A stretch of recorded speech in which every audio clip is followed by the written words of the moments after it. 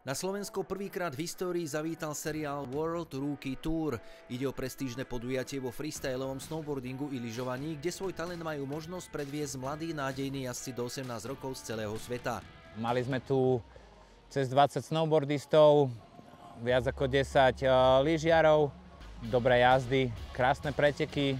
Podujatie v známom Riders Parku na Donovaloch podporil aj slovenský reprezentant Samuel Jaroš, ktorý vyhral súbežne organizované FIS preteky. Odišiel som to, čo som mal v pláne, som momentálne trošku zranený z európskeho poháru, takže som nešiel úplne na plný plyn. Zranený členok si ešte vyžiada nejaký čas, ale v druhej polovici marca už chce štartovať na svetových pohároch v Čechách a vo Švajčiarsku.